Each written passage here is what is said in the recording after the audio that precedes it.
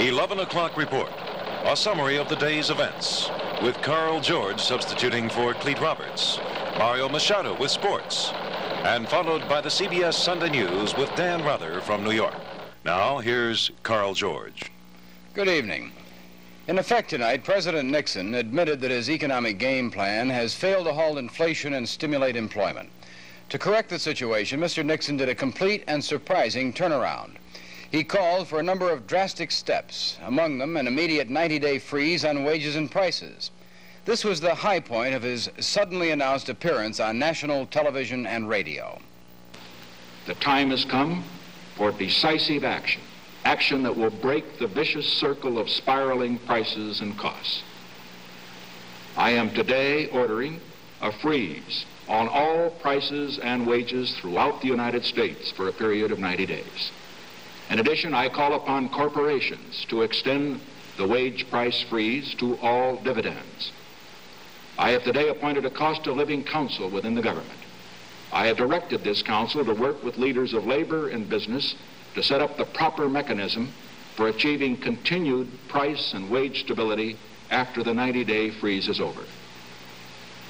Let me emphasize two characteristics of this action.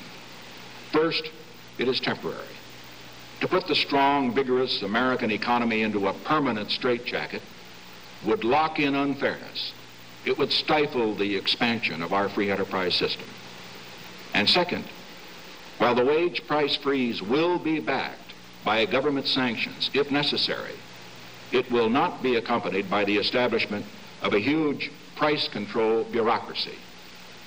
I am relying on the voluntary cooperation of all Americans, each one of you, workers, employers, consumers, to make this freeze work.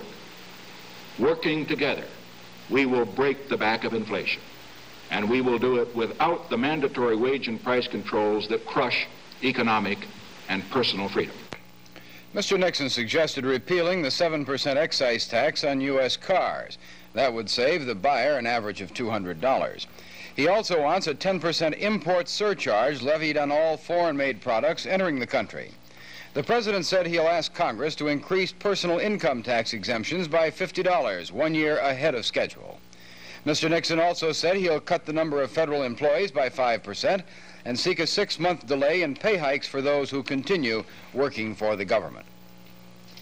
2 Downey women kidnapped, robbed, and shot. They were found dead near the busy Stonewood shopping center at noon today.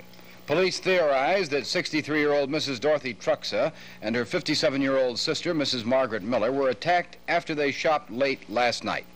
Police said the assailant probably forced the women to drive him to a remote area where he shot them both in the head and covered their bodies with sweaters. He then returned the car to Lakewood Boulevard in Downey, where it was spotted today by a relative. Mrs. Truxa reportedly left her home with about $100. Police found her empty wallet in the car. Authorities began a search for the women last night when the husband of one of them reported that she'd failed to return from a shopping trip. Investigators say they have no suspects as yet. When we continue, California hopes to tighten its grip on a fugitive murder suspect.